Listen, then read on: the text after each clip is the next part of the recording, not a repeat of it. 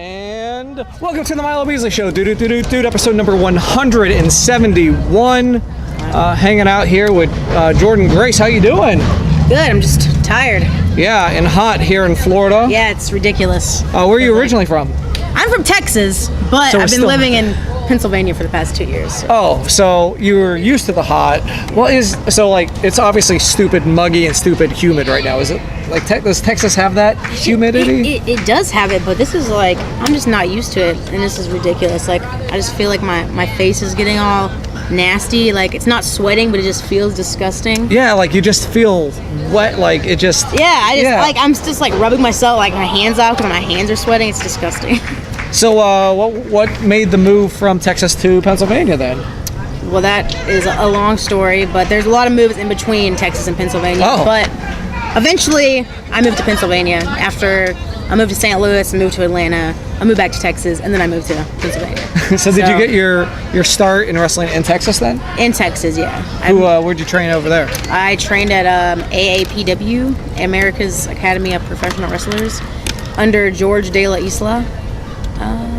And I spent like most of my first year in Mexico actually. Oh. Yeah, because they were like, I don't know, they love white girls over there, so that's a big thing, I guess. Was there a language barrier?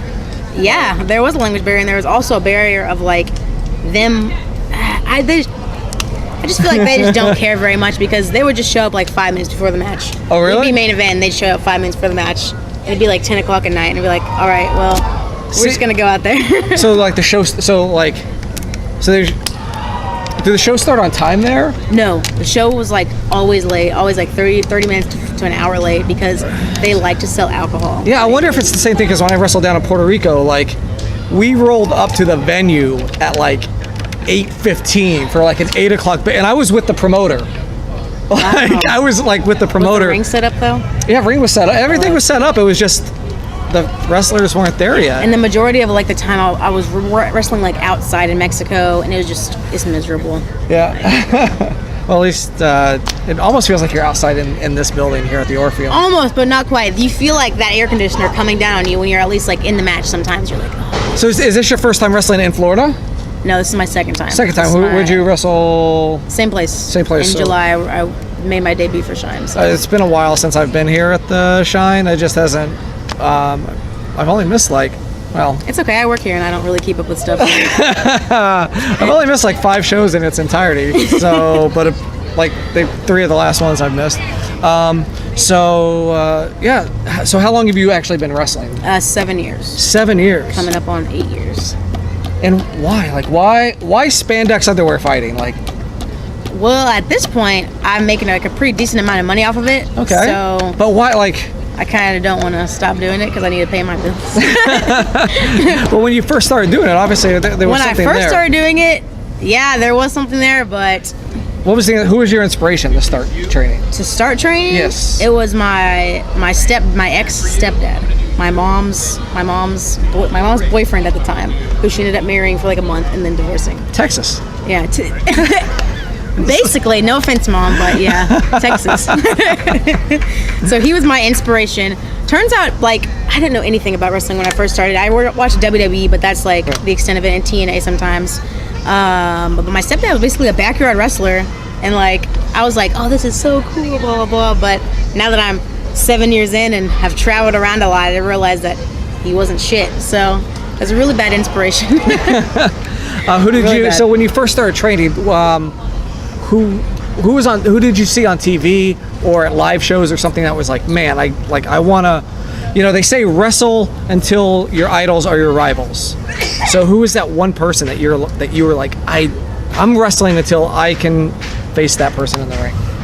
This is gonna sound bad, but it was Chris Benoit. So okay, I don't think that's ever gonna happen. Okay, it took a turn. Yeah, okay. You just made things really awkward. This is really awkward.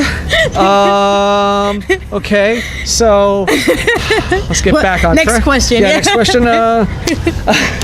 So what do you? Okay, this is a favorite question of mine. Your guilty pleasure song while traveling. Song while traveling? Yes. Oh, man, I listen to a lot of like old school R&B. So I know it's weird, right? But No, it's good. I mean, I listen to a lot of like Neo. Okay, that's weird though, right? Like it's not weird. It doesn't really hype you up. It kind of mellows you out. But I listen to a lot of Neo and I listen to a lot of Drake. So any of their songs basically is what I listen to. Like Pandora, just set it up. What was your first entrance music? What did you first use? Oh man, my very first entrance music. Oh shit, I don't even know. But for years I used "You're Gonna Go Far, Kid" by The Offspring. Oh, The Offspring. Yeah, so I used that for years. I don't remember what my very first song was. I couldn't tell you either. I think it might have. I don't even remember. Yeah. That was a long time ago. So did you drive down here? No, I flew. Okay, you flew because have you made that drive? Like, what's the longest drive you've made to a show? The longest drive I made to a show, I think, is like 18 hours. 18 but hours. I haven't done that in like 3 or 4 years because That's a long time. Where was that from? From? That was from, I want to say it was from Chicago to like Houston. Oof. Yeah.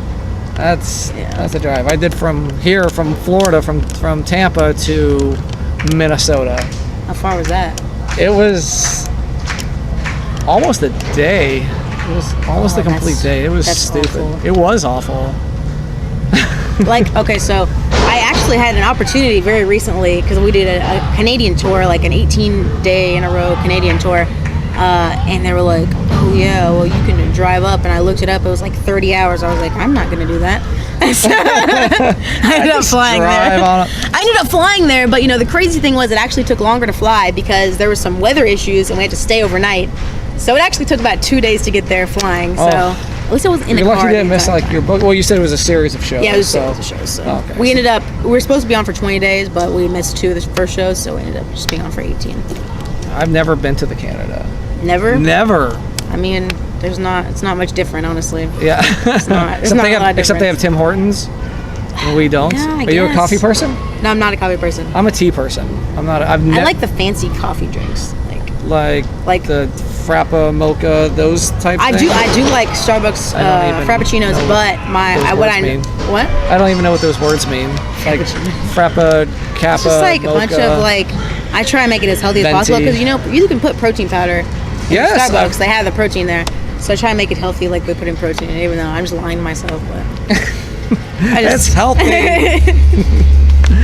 A thing we like to do here on the Milo Beasley Show is called the Top 5, where I ask a random question. All right, let's do it. What's now, the top 5 though? Top 5 is just I ask a random question and you give me your top 5 answers. Oh, okay. Okay, so now I think I read on the internet you're a vegan. Is this correct? That's not. It's not correct. I'm going to edit this out. 100% not. Okay, no, leave it in. Yeah. Okay. So top 5, because this was good. Okay. Top 5. We talked about songs on the road. Top 5 foods, road foods during road trips that you like to eat. Road foods during road trips. I like to eat like. I'm such a bad interviewer. Muscle milk protein shakes. Okay. A really big staple. What flavor? Chocolate. Oh, I'm a banana. Like the 40-gram protein ones. Yeah, I'm a banana guy. I don't like bananas that much. Cashews.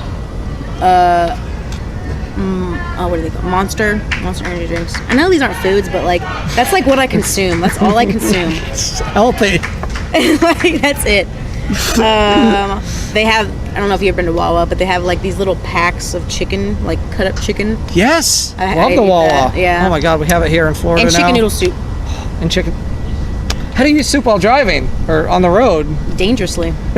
That's how. That's exactly how I do it. Okay. Well, I hope somebody else is driving. But no, I'm eating. I'm like eating with my knee. I'm texting. No. Don't. I'm basically driving with my nose at that point. You don't want to be with me on the road. Oh boy, yeah, I certainly don't. Before we wrap up, where can folks find you on the social medias? You can find me anywhere under the name Jordynne Grace, but it's spelled JORDYNNE, and Grace is spelled normal. But that's anywhere: Twitter, Instagram, Facebook, and that's it. And so anything else before we wrap up? Anything to tell the folks watching? Any weird stories you want to tell? Guys, just stay hydrated. It's really important. People don't drink enough water nowadays, so just remember that. Yeah, and at least you're like already accustomed to it here in Florida because it's stupid. We're like already sweated off like 2 pounds here. I wish I sweated off 2 pounds. That'd be great. We're glowing, right? That's the term, glowing. Yeah, We're glowing. Sparkling, right? Sparkling. Here at Shine. Yeah.